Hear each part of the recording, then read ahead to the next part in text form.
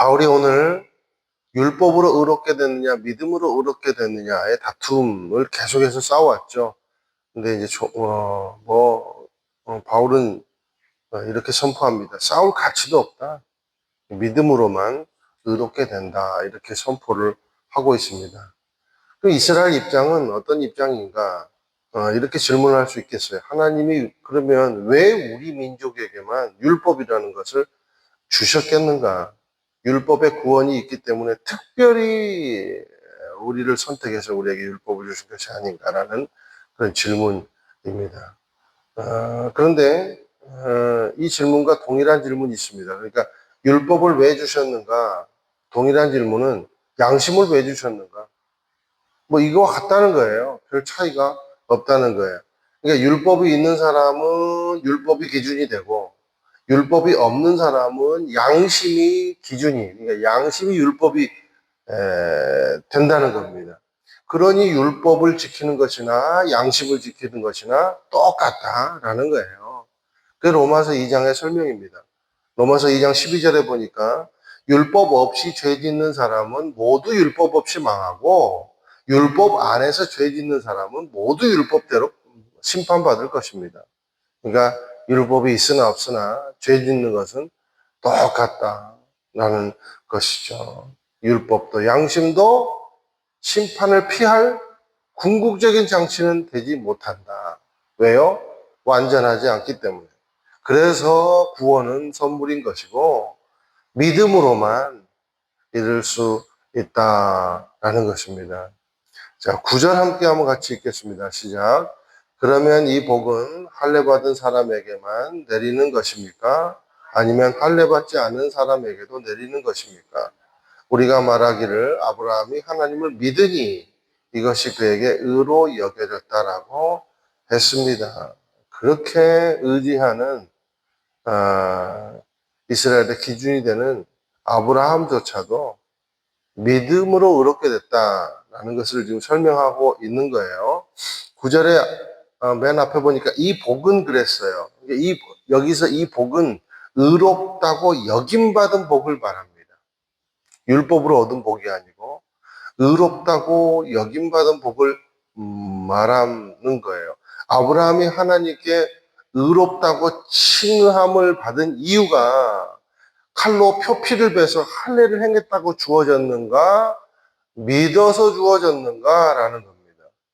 그러니까 아브라함의 인생이 분명히 그것을 증거해 주는데도 불구하고 왜 우리 민족들은 복음을 받아들이지 않느냐라는 것이죠. 그게 창세기 15장 6절 말씀 아니겠습니까? 다들 알고 있는 이스라엘 민족들도 그렇죠. 아브라함이 여호와를 믿었습니다.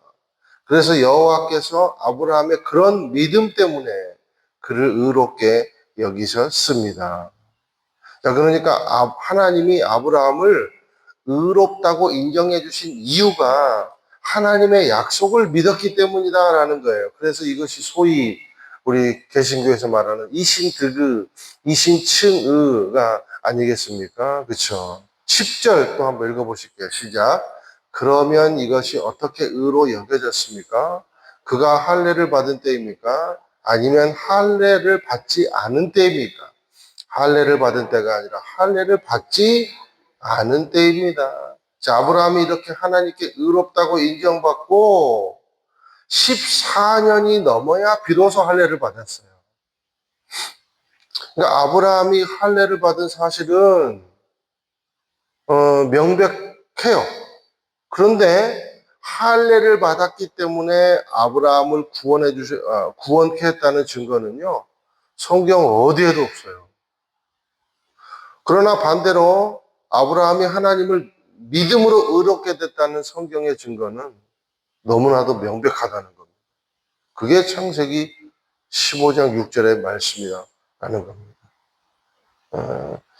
왜 하나님이 저와 여러분 같은 사람을 의인으로 칭해 주셨습니까? 그것은요, 너무 명백해요. 그냥 딱 하나예요. 우리가 할례 받아서 구원받았습니까? 자, 이거예요. 요한복음 1장 12절. 그러나 그분을 영접한 사람들, 곧 그분의 이름을 믿는 사람들에게는 하나님의 자녀가 될 권세를 주셨습니다. 딱 이거 하나예요. 예수를 믿는 믿음 때문입니다. 나는 구원을 얻고 영생을 얻을 만한 자격이 하나도 없는 사람이지만 그러기에 하나님이 주신 유일한 방법 예수 그리스도를 믿습니다. 그 순간에 죄인에서 자녀가 되고 상속자가 된다는 겁니다. 그러므로 우리에게 필요한 것은 무엇인가? 하나님의 유일하신 방식, 인간을 위해 자기 몸을 버리신 그런 예수 그리스도를 믿으면 된다는 거예요. 그게 하나님이 주신 방식이라는 겁니다. 그게 의롭게 되는 방법이다라는 겁니다. 하나님이 믿으라고 해도 딴 것을 갖다 붙이면 자녀가 될 수가 없어요. 늘 손님이에요, 늘 손님. 무슨 선물을 사들고 가야 되나 고민하면서 들어가는 집은요, 남의 집이에요. 그죠?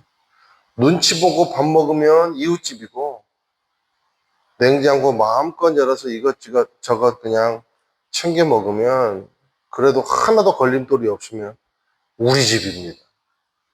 제가 우리 집 냉장고를 열면서 이거 열어야 되나 말아야 되나 고민할 리가 있겠습니까?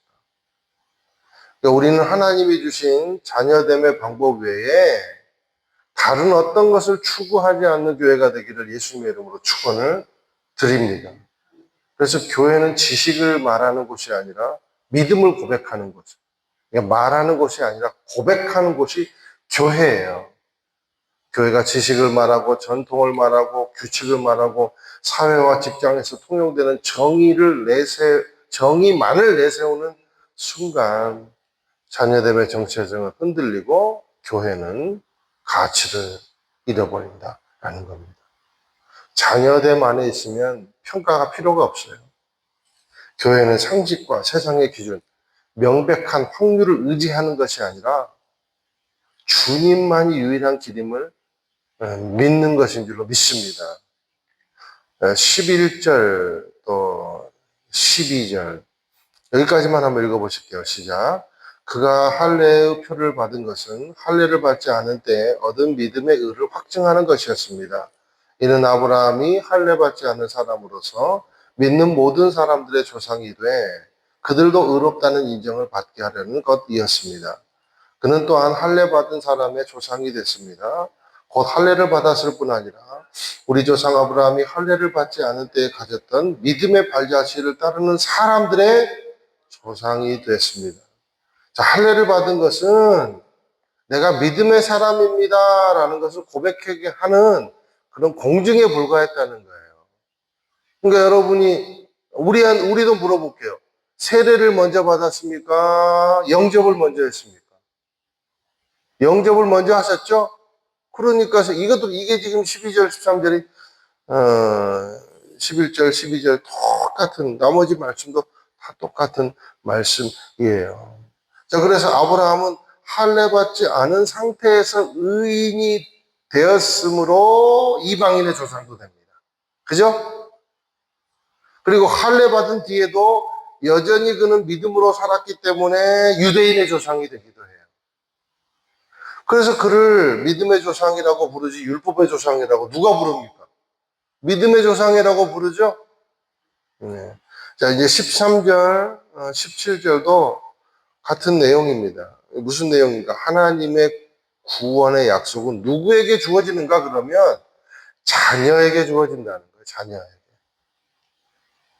그러니까 하나님의 방법인 예수 그리스도의 자녀됨을 믿고 받아들임으로 상속자가 된다라는 겁니다. 이 재산은 누구에게 갑니까? 상속자에게 가는 거예요. 이웃집 자녀에게 가는 게 아닙니다. 엄청 공부 잘하고 아는 것이 많고 행실이 그냥 비켜감 없이 굉장히 바른 이웃집 자녀에게 내 재산이 갑니까? 그게 아니고 조금 모자라고 어리숙해도 내 뱃속으로 나온 내 자녀에게 상속이 간다라는 그게 믿음의 자녀라는 겁니다. 자녀됨은 믿음의 결과지 실적의 결과가 아니다 라는 거죠. 상속은 노력하는 사람, 똑똑한 사람, 선한 사람에게 주어지는 것이 아닙니다. 자녀에게 주어진 겁니다. 그게 요한복음 1장 12절의 의미다라는 거예요. 저와 여러분이 그러므로 의롭게 되는 길은 믿음이라는 겁니다. 그리고 의롭게 사는 길은 믿음의 삶을 체험하는 길임을 기억하게 되시기를 주님의 이름으로 축원을 드립니다.